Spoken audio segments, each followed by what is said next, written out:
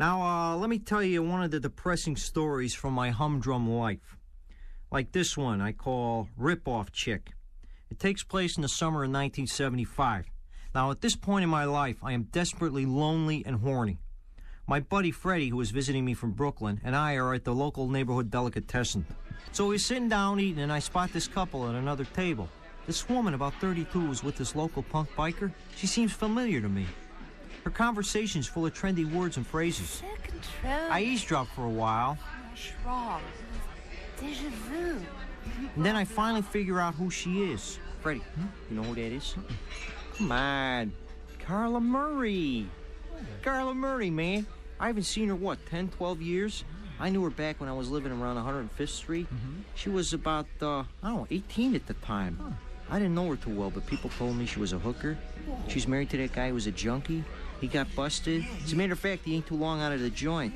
Yeah, she was kind of weird. She had this middle-class background. Her father was some kind of college professor. Look at her.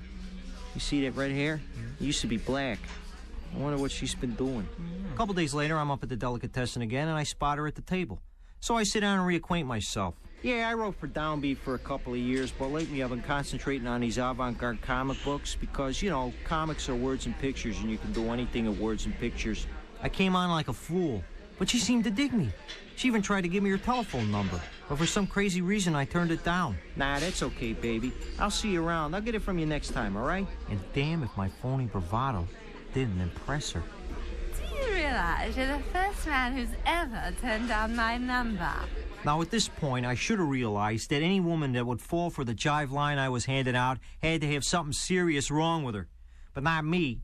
The next day I thought it over and I came to the conclusion, as desperate as I was a fool not to get her number. Well, it wasn't listed in a telephone directory, so I called a buddy of mine to get it. Then I called her to chew the fat.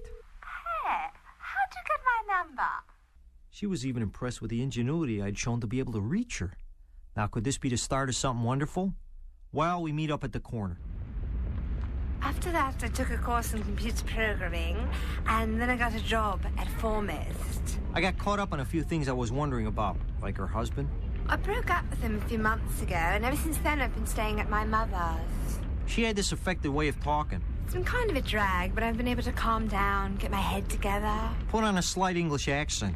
I'm ready to move out now, though. I asked her about it without letting on I thought it was phony. We moved around a lot when I was a child. We lived in Pittsburgh, Albany. Pittsburgh? Albany? I guess I just picked up an Eastern accent. They don't talk like that in Pittsburgh and Albany. Later that evening, we hooked up with some kids, and I got hip to something else about her. Although I never found out whether or not she was into smack, dope was a big thing in her life because she spent half of her time trying to score it. Wow. This is Colombian. Hey, Carla. Carla, come on, let's go. Strong stuff. Come on. What? Carla stayed over at my pad with me that night. Hey, Carla. Carla. Where you going? Carla, that's the wall. The bed's over here, all right? Yeah. All right. Thank you. Get in there. You gonna sleep with your shoes on? Oh, I didn't think so, no. No, here. Thank you. All right. And just tuck you in here. Hey. What? You got a nice bone structure. I didn't put a hand on her. I figured with her past, she might resent it if I tried to take liberties with her so soon. So she slept on my bed while I slept in the couch in the front room. The next day, I went up to the delicatessen again, and Carla was there with that punk biker guy. I'm not perfect, but there's a couple things I won't do. And man, this guy was trying to sound like a real badass. I won't rape a woman. Why rape a woman? You guys got something wrong with them to rape a woman. If you're gonna go to jail, don't go to jail over a woman. Rob a bank is something. Is that what you think? Hey, I think that's a brilliant thought. Hey, one time this strung-out hophead was dogging me around, trying to cop some hard-cutting mess, so I told him to cop a slave, right? Make some quick twos and fews, do a quick Houdini down at Peckerville. So he split. He collared my jive, man. Right? Yeah. The guy was so dumb he might not have known I was putting him on. But he just sat there and took it. Later that night, Freddie, who had been staying at my place on and off, and I were back in my padded sleep. Freddie was in the front room and I was in the bedroom asleep.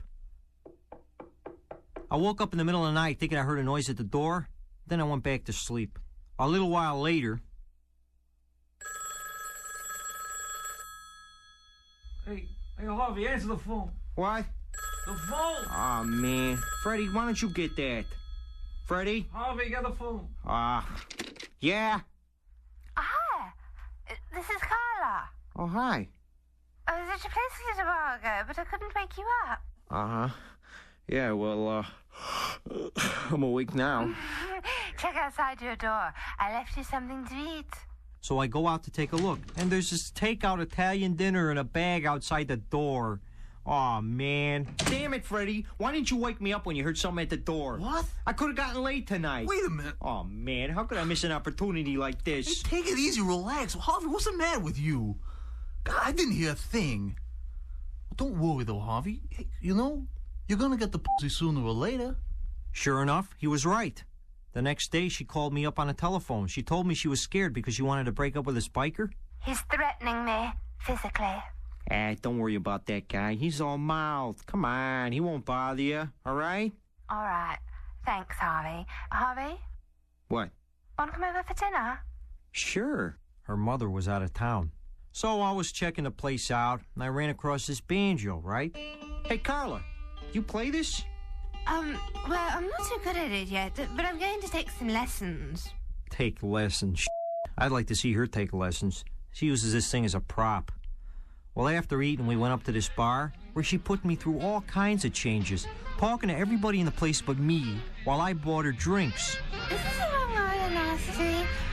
I'm sorry, is that your drink? It's my drink. I'm very sorry. Did you say something? Come on, Carla, let's go. What is it? Carla. Carla, let's go. What's the matter? I can sense you're upset. Oh, you can sense it, huh? Yeah, I have the ability to sense what other people are feeling. I can pick it up even when I don't want to. Sometimes it drives me nuts. What do you mean, like ESP? Uh-huh. Oh, brother. Well, now that you mention it, I wish you'd have spent a little more time with me back there. I mean, I don't want to sound like a male chauvinist or anything, but I was the guy buying your drinks. Relax. I like you. Don't be upset because I talk to other men. Open yourself up. Relax. You're so controlling. I don't want you thinking I'm making myself to be an angel in all this. I didn't like Carla all that much. We didn't have that much in common. I knew she was a rip-off. All I wanted from her was sex. Anything above that was a plus. I know. I'm a despicable person. But that's what desperation and loneliness will turn you into. You got that? Good. Let's move on. A couple of nights later, we saw a movie and finally got it on afterward. Man, it felt so good. That night I was crazy about Carla. You know how that is. Well, I've been planning to go to Chicago for a couple of days over the Labor Day weekend, and I asked Carla if she'd like to go. Oh, what? She seemed like she was interested, so I called a buddy of mine in Chicago to tell him about it. Then I put Carla on the phone to talk to him. Hello? What do you think? Hey, man, where'd you pick up that bogus accent? Shh. Well, she didn't come to Chicago with me, as it turned out, but every day I was there, I would talk to her on the phone. My buddy thought I was nuts. Hey, Harvey, come on, the Cubs are on. Yeah, just a second. Huh? Yeah. No, that's fine. No, that'll work out just great. Hey, listen. Carla's gonna move out of her mother's place, and she's gonna move in with me until she can find a place of her own. What's the matter with you, man? A chick f***s you and you fall in love with her? Shh! Hey, you wanna be quiet? I'm talking to her on the phone right now, Hey, all I right? said she was a hooker. Oh, man, you be quiet? Hey, don't get emotionally involved. I'll call you back, all right? What's the matter with you, man? I'm talking to her on the phone. You don't call her a hooker while I'm talking to her on the phone. Jeez. And look, man, don't worry about me, all right? I'm not looking for anything but a piece of ass from her, all right? But look, she's a computer programmer now. Maybe she'll be okay. Who, the lady with the ESP? With a bogus accent? When I got back from Chicago, things were okay for about a week. I got in a lot of screwing. We saw a couple of movies. It was okay. But then things turned sour.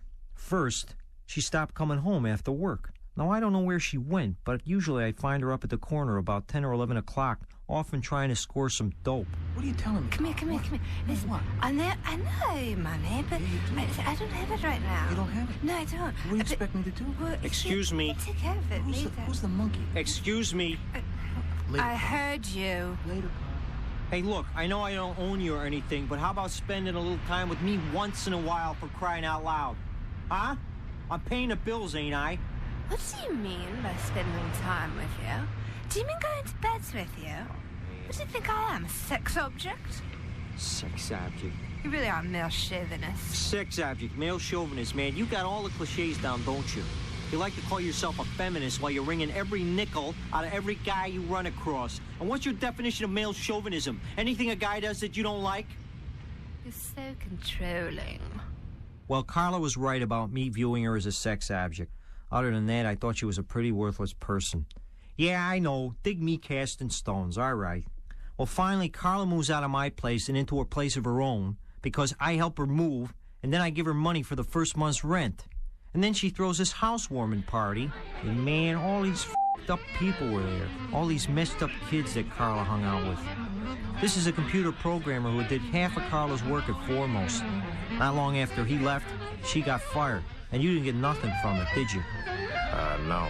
Well, you're a bigger schmuck than I am. At that time, she still had the keys to my pad, so she'd fall by whenever she felt like it and borrow my records. Hey, man, I don't like to lend my sides out to anybody under any circumstances, especially not these. Oh, man, what am I doing here? Well, I split. But thinking about Carla got me really mad, so I went back to get my keys.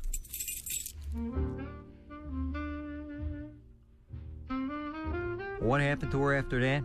Well, she kept on going the way she'd been going for a while and then packed up her banjo and took off for Europe. She met some 21-year-old Moroccan kid there, brought him back to Cleveland and married him. After a few months, they split town. I don't know what happened to her after that. The whole thing was sordid and disgusting. I got involved with Carla because I was going crazy from loneliness. So I traded one kind of bad for another, knowing pretty much what I was doing, but doing it anyway.